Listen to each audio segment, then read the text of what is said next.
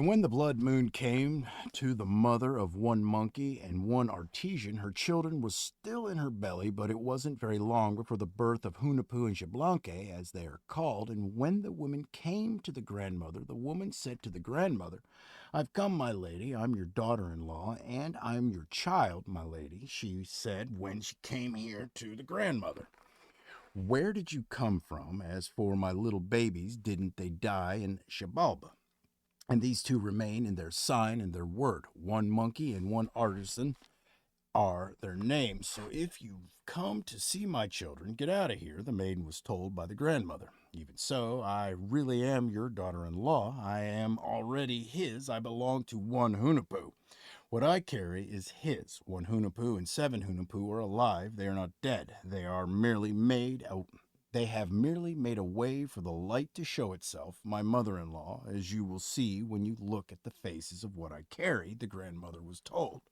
And one monkey and one artisan have been keeping their grandmother entertained. All they do is play and sing. All they work at is writing and carving every day, and this cheers the heart of their grandmother.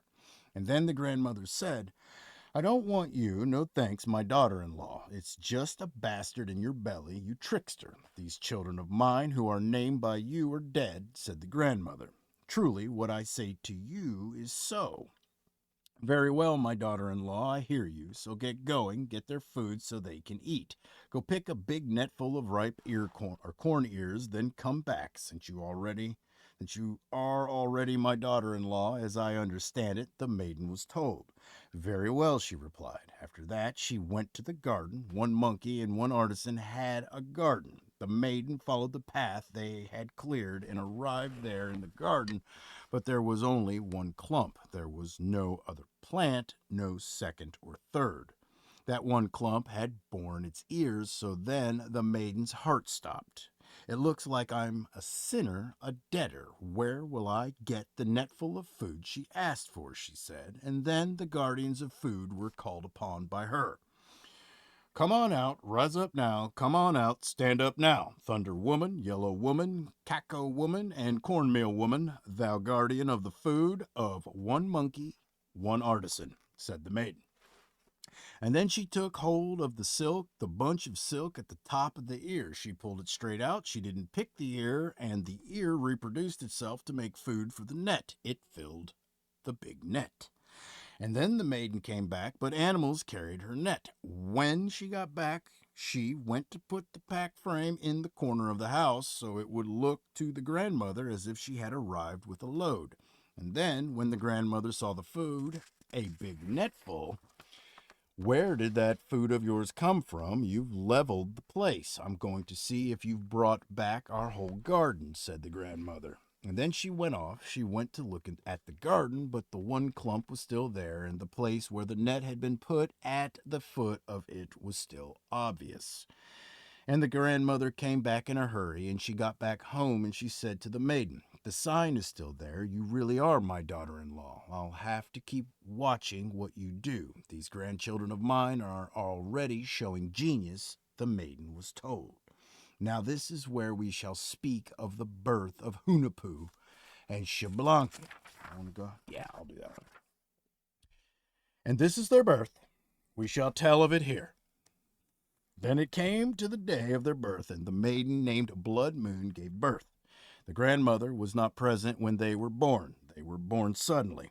Two of them were born, named Hunapoo and Xablanque. They were born in the mountains, and then they came into the house, since they weren't sleeping. Throw them out of here. They're really loudmouths, said the grandmother. After that, when they put them on an ant hill, they slept soundly there. And when they removed them from there, they put them in brambles next. And this is what one monkey and one artisan wanted, that they should die on the ant hill and die in the brambles. One monkey and one artisan wanted this because they were rowdy and flushed with jealousy. They didn't allow their younger brothers in the house at first, as if they didn't even know them, but even so, they flourished in the mountains. And one monkey and one artisan were great flautists and singers. As they grew up, they went through great suffering and pain. It had cost them suffering to become great knowers, though it all through it all, they became flautists, singers, and writers, carvers. They did everything well. They simply knew it when they were born. They simply had genius, and they were the successors of their fathers who had gone to Shabalba, their dead fathers. Since one monkey and one artisan were great knowers, in their hearts they already realized everything when their younger brothers came into being, but they didn't reveal their insight because of their jealousy. The anger in their hearts came down on their own heads. No great harm was done. They were decoyed by Hunapoo and Shablanke, who merely went out shooting every day. These two got no love from the grandmother or from one monkey and one artisan. They weren't given their meals. The meals had been prepared, and one monkey and one artisan had already eaten them before they got there. But Hunapoo and Shablanke weren't turning red with anger. Rather, they just let it go, even though they know their proper place, which they see as clear as day. So they bring birds when they arrive each day, and one monkey and one artisan eat them. Nothing whatsoever is given to Hunapoo and Shablanke, either one of them. All one monkey and one artisan do is play and sing. And then Hunapoo and Shablanke arrived again, but now they came in here without bringing their birds, so the grandmother turned red. "What's your reason for not bringing birds?" Hunapoo and Shablanke were asked. "There are some, our dear grandmother, but our birds just got hung up in a tree," they said, "and there's no way to get up the tree after them, our dear grandmother, and so we'd like our elder brothers to please go with us, to please go get the birds down," they said. "Very well, we'll go with you at dawn," the elder brothers replied. Now they had won, and they gathered their thoughts, the two of them, about the fall of one monkey and one artisan. "We'll just turn their very being around with our words, so be it, since they have caused us great suffering. They wish that we might die and disappear, we, their younger brothers, just as they wished us to be slaves here, so we shall defeat them there. We shall simply make a sign of it," they said to each other. And then they went there beneath a tree, the kind named Yellow Tree, together with the elder brothers. When they got there, they started shooting.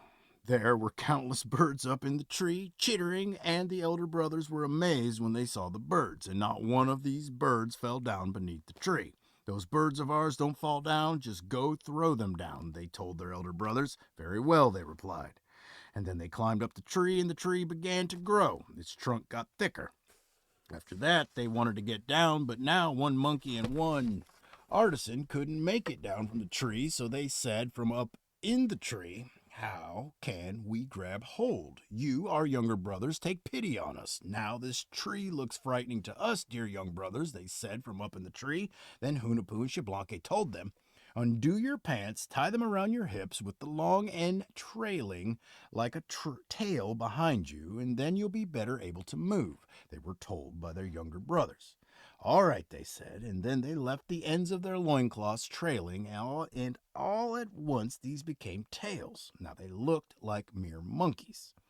After that, they went along in the trees of the mountains, small and great. They went through the forest, now howling, now keeping quiet in the branches of the trees.